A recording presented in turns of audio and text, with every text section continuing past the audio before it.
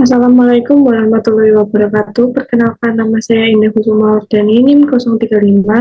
Di sini saya akan mempresentasikan mengenai protozoologi dan entomologi. Materi yang pertama yaitu Toxoplasma gondii yang diampu oleh Ibu Dina Afrianti. Toxoplasma gondii merupakan parasit golongan protozoa intraseluler yang menyebabkan penyakit zoonosis, yaitu toxoplasmosis.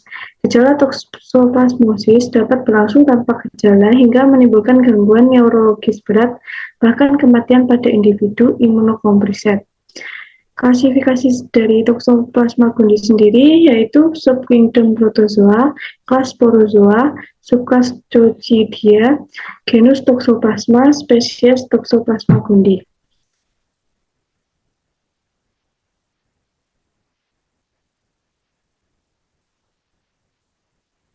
Morfologi Toxoplasma gondii yang pertama ada tropozoid.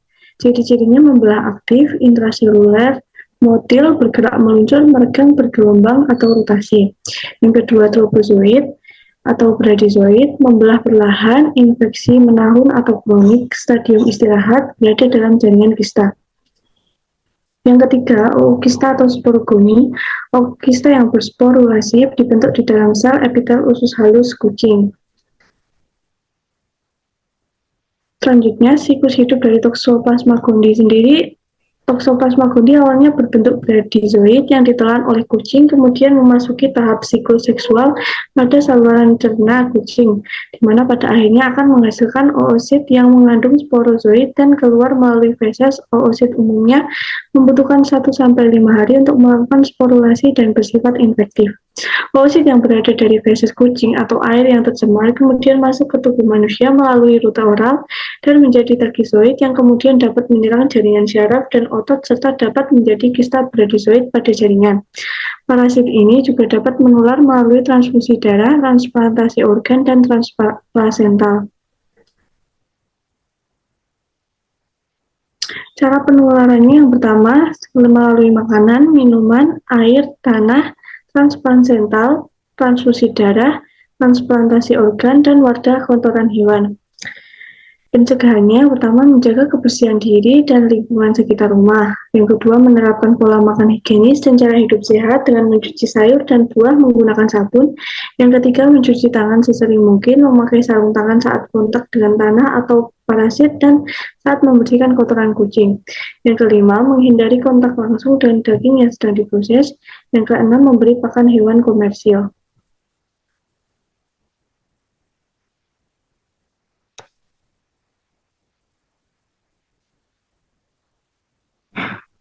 Materi yang kedua yaitu Plasmodium vivax yang diampu oleh Ibu Retno Susilawati. Plasmodium vivax adalah protozoa, parasit, dan patogen manusia.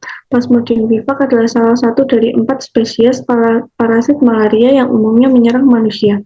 Plasmodium vivax dibawa oleh nyamuk Anopheles betina.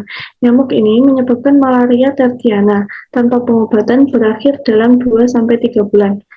Relapse 50% dalam beberapa minggu sampai 5 tahun setelah penyakit awal. Klasifikasi dari Plasmodium vivax itu sendiri yaitu kerajaan Protista, filum Complexa yang kelas Aconidacida, ordo Haemosporida, famili Plasmodidae, genus Plasmodium, spesies Plasmodium vivax. Siklus hidup Plasmodium vivax, siklus pada manusia ketika nyamuk Anopheles betina yang mengandung parasit malaria menggigit manusia akan keluar sporozoid dari kelenjar ludah nyamuk masuk ke dalam darah dan jaringan hati. Dalam siklus hidupnya, parasit malaria membentuk stadium sizon jaringan dalam sel hati atau stadium exoerythrocyte. Membentuk stadium sizon jaringan dalam sel hati. Setelah sel hati pecah, akan keluar merozoid atau cryptozoid yang masuk ke eritrosit membentuk stadium sizon dalam eritrosit atau stadium erythrocyte. Di situ mulai bentuk troposit muda sampai sizon tua atau matang sehingga eritrosit pecah dan keluar merozoid. Sebagian besar merozoid masuk kembali ke eritrosit dan sebagian kecil membentuk gametosit jantan. Morfologi dari Plasmodium vivax yang pertama ada tropozoid muda atau Plasmodium vivax. Satu, berbentuk cincin, inti merah. Yang kedua, sitoplasma biru, di dalam ada vakuolanya. Yang ketiga, plasma di hadapan inti menebal. Yang keempat, bersatu letak sentral dalam eritrosit. Yang kelima, biasanya hanya satu parasit dalam satu eritrosit. Yang kedua, ada tropozoid tua atau Plasmodium vivax. Yang pertama, bentuk amoeboid. Yang kedua, sitoplasma tampak tidak teratur. Yang ketiga, ciri khas tampak titik-titik Scribner. Morfologi selanjutnya ada skizon muda atau Plasmodium vivax. Satu, berbentuk bulat atau mengisi hampir separuh eritrosit. Yang kedua, plasma padat, tidak bervakuola. Yang ketiga, inti mulai membelah. Yang keempat, diantaranya inti ada butir-butir hematin atau pigmol. Yang kelima, ada titik-titik Scribner. Morfologi selanjutnya ada skizon tua. Yang pertama, inti sudah membelah 12-24. Yang kedua, tiap pembelahan inti diikuti pembelahan sitoplasma sehingga merozoid sudah tampak 12-24 pihak. Yang ketiga, parasit mengisi penuh eritrosit. Morfologi selanjutnya ada gametosit, jantan, dan betina. Untuk jantan, ciri-cirinya yang pertama, berbentuk bulat besar, lebih kecil dari gametosit betina. Yang kedua, inti besar pucat, terkompak, letak sentris. Yang ketiga, plasma pucat, kelabu, sampai merah muda. Yang keempat, pigmen malaria tersebar. Selanjutnya, gametosit betina, ciri-cirinya yang pertama, bentuk lonjong atau bulat, mengisi hampir sel seluruh eritrosit. Yang kedua, inti kecil kompak eksentris. Yang ketiga, plasma biru. Yang keempat, pigmen malaria tersebar.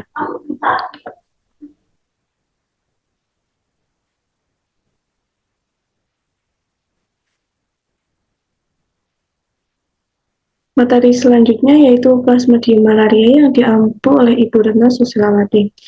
Nama penyakit malaria atau malaria quartina, demam berulang tiap hari keempat. Distribusi geografik daerah tropik maupun subtropik, beberapa di daerah cenderung rendah. Patologi dan gejala klinisnya yaitu masa inkubasi 18 hari, kadang sampai 30-40 hari. Yang kedua, serangan demam lebih teratur dan terjadi pada saat sore hari. Parasit cenderung menghinggapi eritrosit yang lebih tua. Yang ketiga, bersifat manaun. Yang keempat, perjalanan penyakit tidak terlalu berat. Yang kelima, semua stadium parasit aseksual terdapat dalam peredaran darah tepi pada waktu yang bersamaan. Parasitemia tidak tinggi atau 1%. Yang kelima, prognosis atau tanpa pengobatan infeksi dapat berlangsung sangat lama dan relaps pernah tercatat 30-50 tahun sesudah terinfeksi. Yang ketujuh, epidemiologi penyakit ini bila ada di suatu daerah di Indonesia, frekuensinya sangat rendah hingga tidak merupakan masalah kesehatan masyarakat.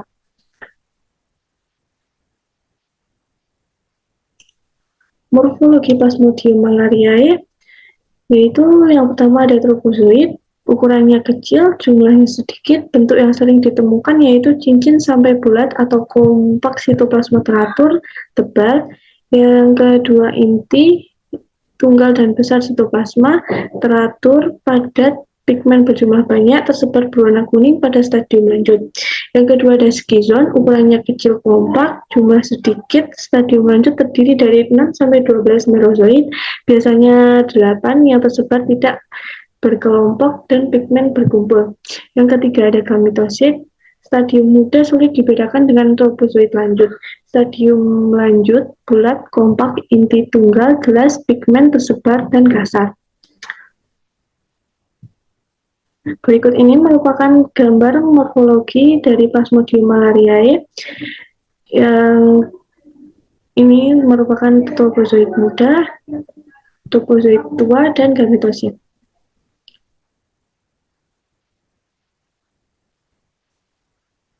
Materi selanjutnya yaitu Plasmodium ovale yang diampu oleh Ibu Retno Susilawati. Nama penyakit dari Plasmodium ovale yaitu malaria ovale. Distribusi geografik yaitu daerah tropik Afrika bagian barat, Pasifik barat. Di Indonesia, parasit ini ada di Pulau Owi, sebelah selatan Biak, di Irian Jaya, dan Pulau Timur. Patologi dan gejala klinisnya, yang pertama gejala klinis mirip dengan malaria vivax.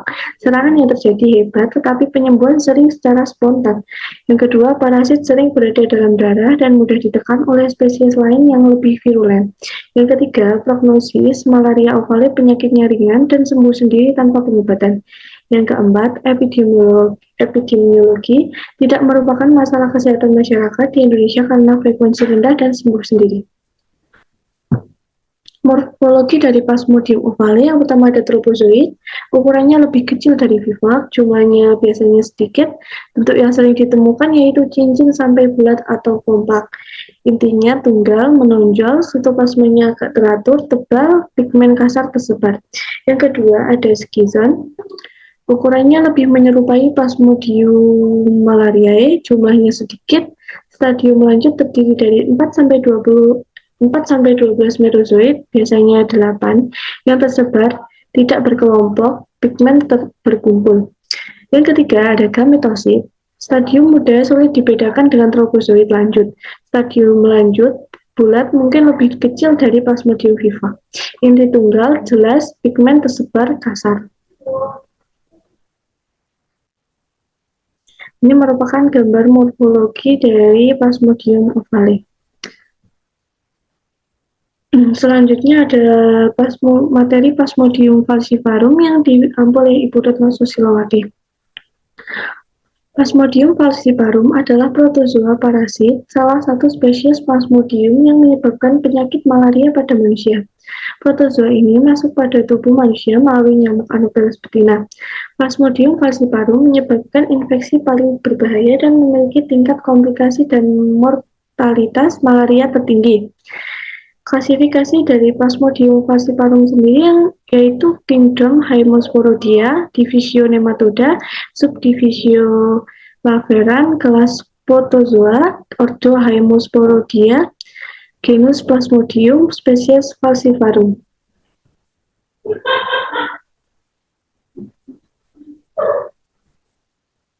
Morfologi dari Plasmodium falciparum sendiri, yang pertama ada stadium cincin atau tropozoid muda. Ukurannya setengah eritrosit, cincin halus, sitoplasma halus, kromatin titik halus, sering lebih dari 2, bentuk akol di pinggir, inti setengah buah pada satu cincin. Yang kedua ada tropozoid atau berkembang jadi tropozoid tua. Ciri-cirinya, sitoplasma mulai menebal atau lebih padat atau bentuk amoeboid teratur. Jarang terlihat di daerah perifer atau darah tebal, ukurannya kecil, pigmen mulai tampak, ada titik maurer dalam eritrosit. Yang ketiga ada skizon muda. Ciri-cirinya, jarang terlihat di daerah perifer, ukuran hampir mengisi eritrosit, bentuk padat membulat, inti membelah, pigmen tampak di antara inti, titik maurer menghilang. Yang keempat ada skizon tua. Ciri-cirinya yaitu jarang terlihat di daerah perifer, ukuran hampir mengisi eritrosit, terdapat 8-32 merozoid, rata-rata 24, pigmen malaria berkumpul di tengah merozoid. Yang kelima ada mikrogametosit atau jantan. Ciri-cirinya bentuk pisang atau ginjal, tampak lebih gemuk, plasma merah muda, inti tersebar, pigmen malaria tersebar di antara inti. Yang keenam ada makrogametosit betina. Bentuk langsing seperti pisang, bulan sabit, plasma biru, inti kecil, padat atau kompak letak di tengah, pigmen malaria tersebar di sekitar inti.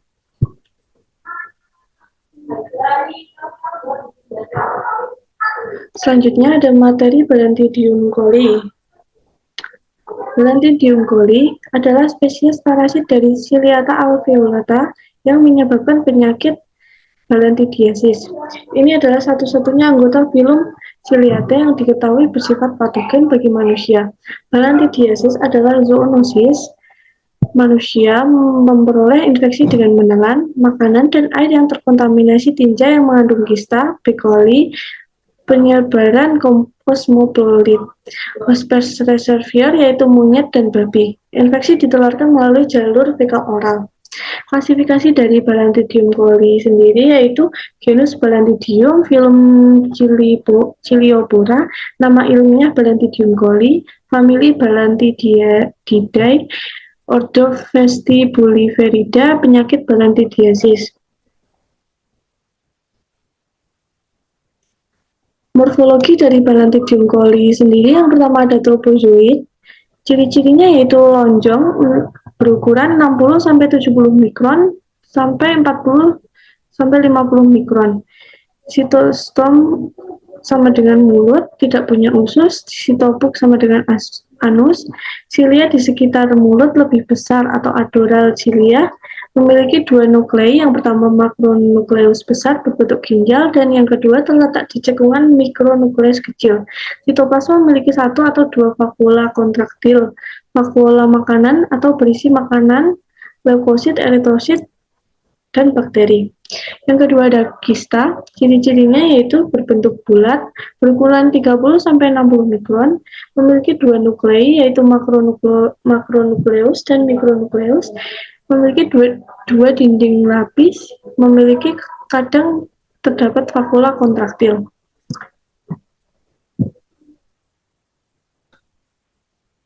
Siklus hidup dari Balantidium coli sendiri yaitu kista dikeluarkan melalui kotoran manusia yang terinfeksi.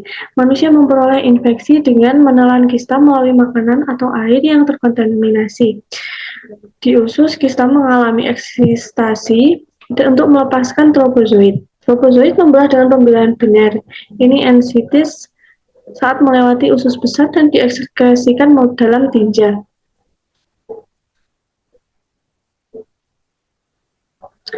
Gejala dari Balantidium coli sendiri yang pertama yaitu sedikit asimptomatik, yang kedua diare, nyeri perut, kram perut, yang ketiga nausea, anoreksia, feses cair dengan darah dan pus, yang keempat ulcerasi mukosa usus seperti pada ambiasis. Pencegahannya yang pertama, menghindari kontaminasi makanan dan air dengan kotoran manusia atau hewan, pencegahan kontak manusia dan babi, pengobatan babi yang terinfeksi, pengobatan individu yang mengeluarkan kista dan coli.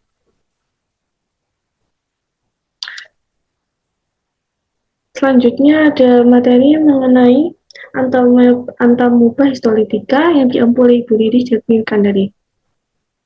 Klasifikasinya yaitu filum Sarcomastigopora, subfilum Sarcodina, superkelas Rhizopoda, kelas Lobosea, orders Eumabida, genus Entamoeba, spesies histolytica.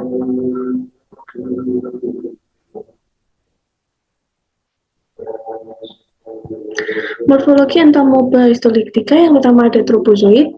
Ciri-cirinya yaitu berukuran 20-40 mikron, mempunyai inti di endoplasma, kariosom sentral, ektoplasma bening. Pseudobia dibentuk dengan mendadak dari ektoplasma besar dan lebar seperti daun, pergerakannya cepat. Selanjutnya endoplasma berbutir halus, mengandung sel darah merah, tidak mengandung bakteri atau sisa makanan. Dapat hidup di jaringan usus besar, hati, paru, otak, kulit, dan vagina. Mengeluarkan histolisin enzim atau enzim cysteine proteinase atau penghancur jaringan. Berkembang biak secara belah pasang di jaringan sesuai dengan nama spesiesnya Entamoeba histolytica, yaitu histol sama dengan jaringan, lysis sama dengan hancur.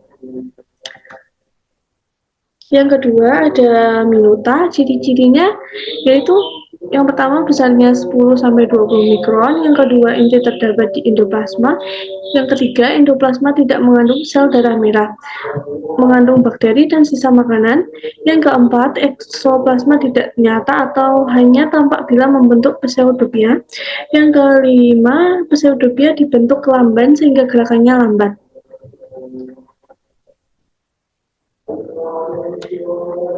Yang terakhir ada kista.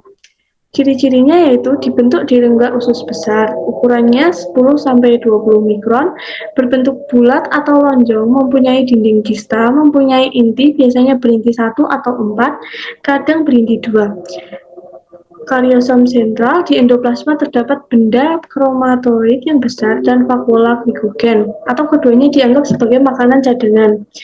Kista muda, kista matang tidak ada lagi. Merupakan bentuk infektif, kista dalam tinja tahan 2 hari pada suhu 37 derajat Celcius. Sekurang-kurangnya dapat bertahan 8 hari pada suhu 28 sampai 34 derajat Celcius. Kista dapat bertahan lebih lama dalam suhu dingin 40 hari pada 2 sampai 6 derajat Celcius dan 62,5 hari pada 0 derajat Celcius.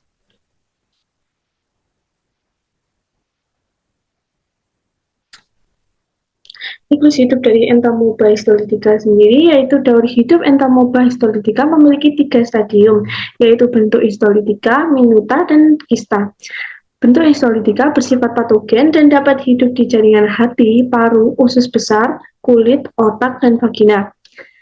Bentuk ini berkembang biak secara belah pasang di jaringan dan dapat merusak jaringan tersebut. Dengan peristalsis, bentuk histolytica dikeluarkan bersama isi usus ke rongga usus, kemudian menyerang lagi mukosa usus yang sehat atau dikeluarkan bersama tinja. Menurut Herbowa dan Firmansyah tahun 2003. Materi selanjutnya yaitu Giardia lamblia yang diampu oleh Ibu Riri Jatmini Gandari.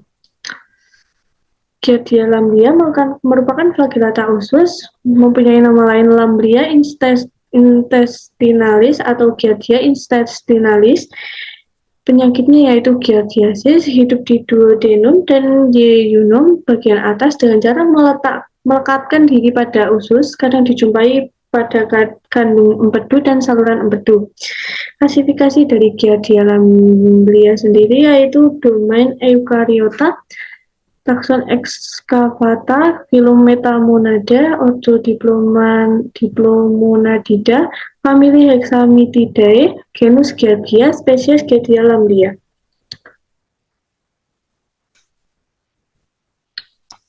Morfologi dari Giardia lamblia yang pertama ada tropozoid,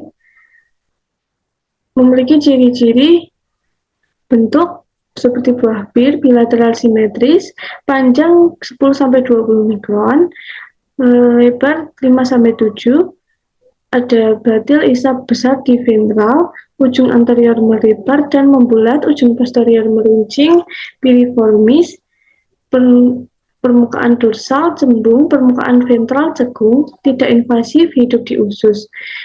Selanjutnya punya 4 pasang flagel, 12-15, 1 pasang anterior, 2 pasang lateral, 1 pasang letak kaudal. Selanjutnya punya 2 aksostil keluar dari kinetoplas menuju flagel posterior, punya 2 inti atau kariosom sentris. Selanjutnya kista. Ciri-cirinya yaitu infektif, lonjong berukuran 8-13 mikron, kista muda lonjong dengan salah satu ujung badan lebar, 2 inti, kista dewasa 4 inti.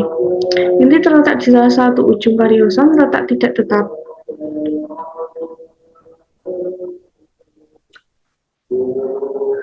Selanjutnya ada siklus hidup dari Giardia lamblia. Dalam tubuh manusia, kista giardiasis intestinalis mengalami ekskitasi di lambung dan duodenum karena paparan asam lambung di enzim pankreas. Dari kista keluar parasit dalam stadium tropozoid yang akan bermultiplikasi di usus halus dengan cepat atau berlipat ganda setiap 9-12 jam. Tropozoid yang sampai di kolon akan mengalami enkistasi kembali menjadi bentuk kista karena kondisi pH netral dan adanya garam empedu. Kista Giardia kemudian keluar bersama feses dan dapat bertahan hidup 28-84 hari di air tawar dan lingkungan bersuhu rendah. Tropozoid juga dapat keluar bersama feses tetapi tidak dapat bertahan lama di lingkungan seperti kista.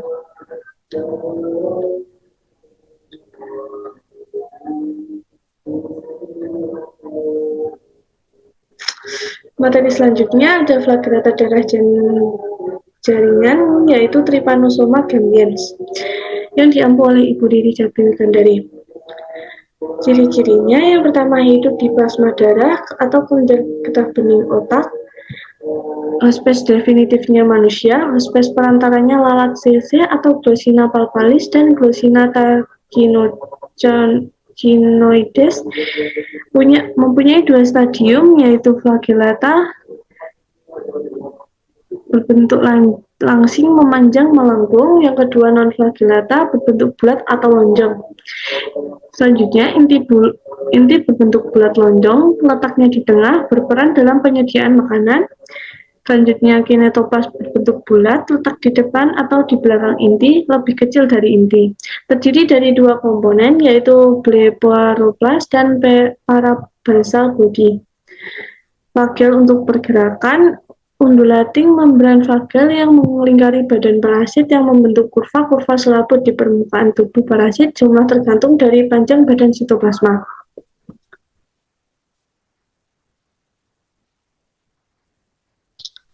Selanjutnya ada siklus hidup dari Trypanosoma gambiens, yaitu sebagai hospes definitif Trypanosoma gambiens adalah manusia, sedangkan yang bertindak sebagai hospes perantara adalah lalat CC atau Glossina palpalis dan Glossina tachinoides.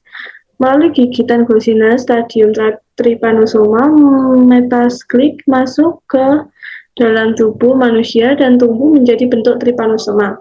Bentuk ini lalu memperbanyak diri di jaringan yang terletak di daerah sekitar tempat gigitan. Sesudah itu, Trypanosoma gambiens memasuki aliran darah tepi dan secara binari longitudinal vision memperbanyak diri. Melalui gigitan, bentuk Trypanosoma memasuki tubuh lalat CC. Di dalam tubuh lalat CC, bentuk Trypanosoma akan berubah menjadi bentuk kritidia dan akhirnya menjadi bentuk Trypanosoma metasiklik yang infektif. Diperlukan waktu sekitar 20 hari lamanya untuk terjadinya bentuk infektif. Sebagai vektor penular, lalat CC yang infektif akan tetap infektif untuk seumur hidupnya. Pada daur hidup, Trypanosoma gambiens berbagai jenis hewan, misalnya sapi, babi, kambing, domba, dapat bertindak sebagai reservoir host.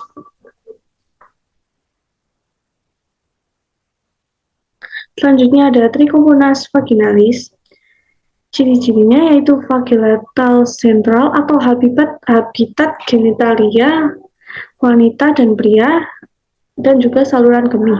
Penyakitnya yaitu trichomoniasis, hanya memiliki stadium tropozoid, bentuk seperti buah bir 10-12 mikron, punya satu inti lonjong, 4 flagel 23-18 mikron, keluar dari bagian anterior, dan satu flagel yang berjalan sepanjang tepi undulating membran menuju ke tubuh belakang.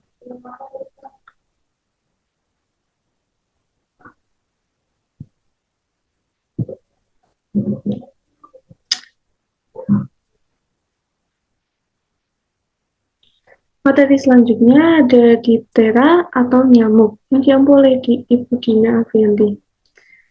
Klasifikasinya yaitu Kingdom Animalia, Phylum Arthropoda, kelas Insecta, Ordo Diptera, subordo Nematogera, infraordo Culicomorpha, superfamili Culicoidae, famili Culicidae. Daur hidup nyamuk mempunyai 4 tahapan, yakni bertelur, menjadi jentik, lalu pupa, dan berubah menjadi nyamuk dewasa. Daur hidup terjadi selama 8 hingga 10 hari. Daur hidup nyamuk dapat diputus agar penyebaran penyakit lewat nyamuk dapat dicegah.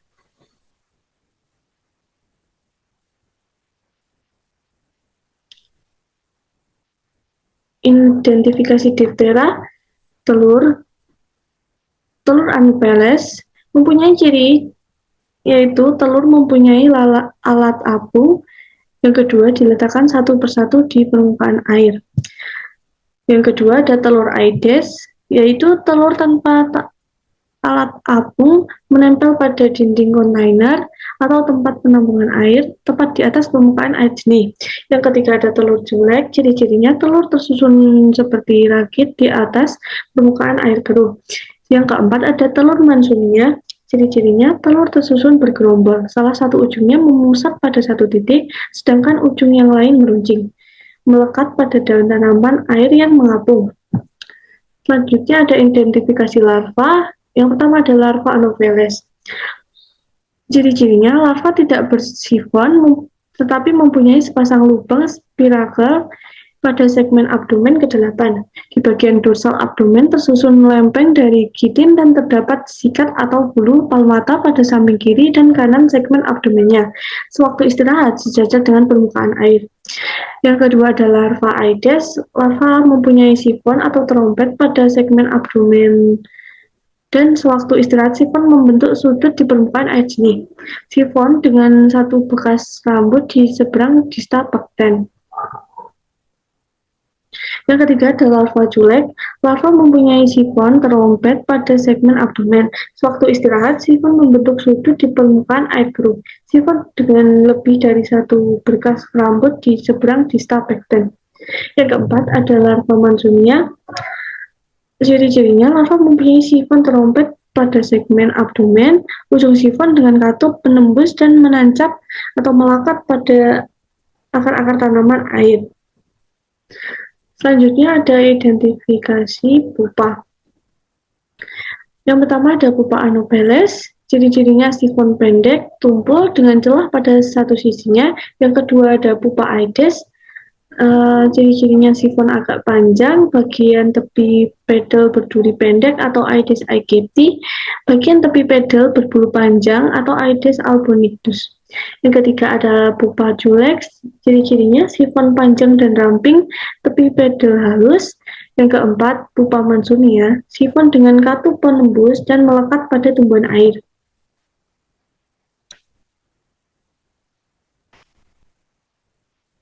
Selanjutnya ada identifikasi Diptera dewasa. Sayap dan sisik Anopheles seperti ini, dan sayap Fuligini. Yang pertama ada Fuligini julek atau Aedes, memiliki ciri sisik sayap sempit, panjang dengan ujung runcing, dan ada Mansoni, sisik-sisik sayap lebar, asimetris, dan sebagian sempit, berwarna gelap dan terang bergantian.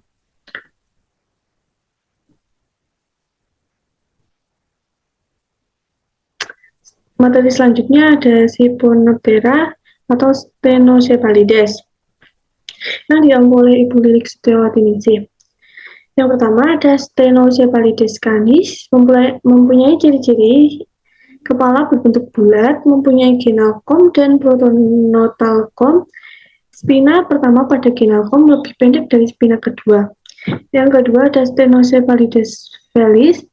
Ciri-cirinya kepala memanjang, mempunyai genalkom dan pronotalkom. Spina pertama pada genalkom sama panjang dengan spina kedua. Betina mempunyai spermateka, jantan cresper. Selanjutnya ada Pediculus humanus capitis.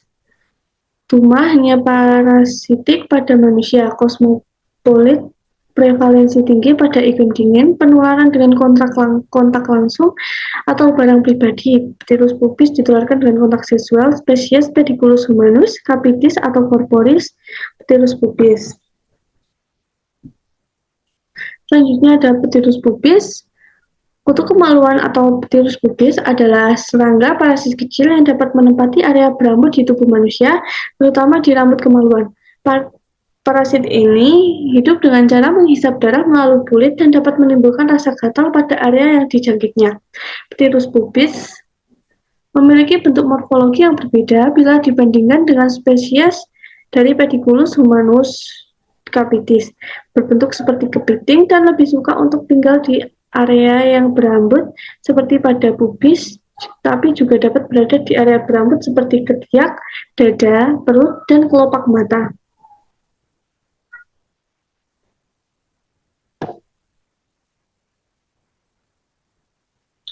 Selanjutnya ada Cimek lectularius. Kutu busuk termasuk serangga yang tidak memiliki sayap atau sayap tidak berkembang.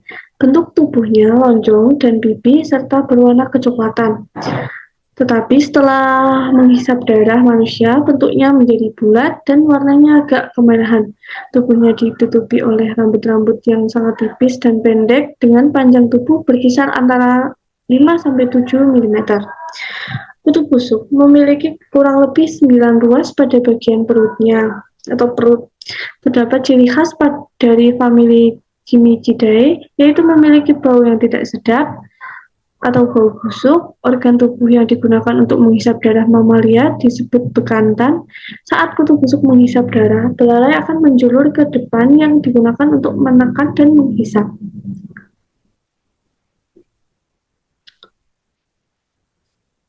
Selanjutnya ada Arcanida yang diampu oleh Ibu Lilik Setiawati Ningsih. Kelas Arcanida termasuk kalajengking, laba-laba, caplak, tungau. Di antara anggota dari kelas Arcanida, struktur morfologinya sangat bervariasi. Beberapa di antaranya caplak dan tungau yang terpenting untuk kedokteran.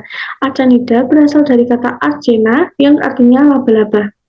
Ukurannya kurang dari 0,1 mm sampai 18 cm.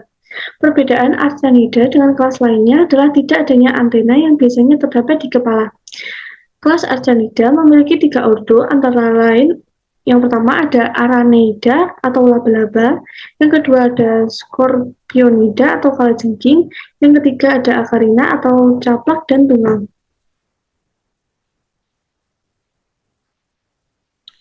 Selanjutnya ada Crustacea. Dalam bahasa Latin, crusta berarti cangkang. Crustacea disebut juga hewan bercangkang. Telah dikenal kurang lebih 26.000 jenis crustacea. Yang paling umum adalah udang dan kepiting. Habitat crustacea sebagian besar di air tawar dan air laut. Hanya sedikit yang hidup di darat. Tubuh crustacea bersegmen atau beruas dan terdiri atas cephalothoraks atau kepala dan dada menjadi satu, serta abdomen atau perut.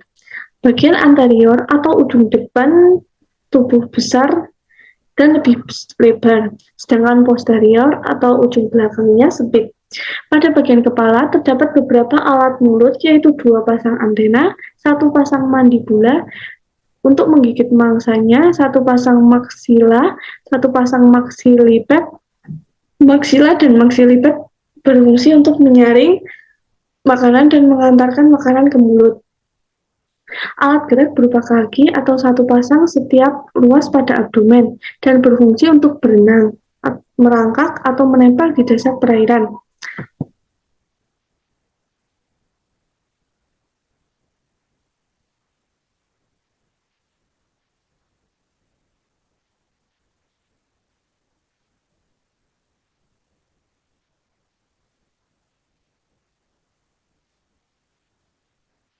Selanjutnya ada vektor penyakit protozoa yang diampu oleh Ibu Lilik Setiawati Ningsih. Penentuan vektor malaria didasarkan atas penemuan sporozoid malaria di kalender liur, nyamuk Anopheles yang hidup di alam bebas. Faktor-faktor yang perlu diketahui untuk menentukan vektor: yang pertama ada pembedaan nyamuk, kedua kebiasaan nyamuk menghisap darah, yang ketiga umur nyamuk betina, yang keempat kepadatan yang tinggi, yang kelima hasil infeksi percobaan di lab untuk mengembangkan plasmodium. Sebagai contoh untuk penyakit trypanosomiasis Afrika atau penyakit tidur Afrika, hospes perantaranya yaitu lalat glossina atau lalat CC, Trypanosoma rhodesiense oleh Glossina morsitans, Trypanosoma gambians oleh Glossina. Parasitemia demam, gejala winter bottom, hepatosplenom, gali, koma.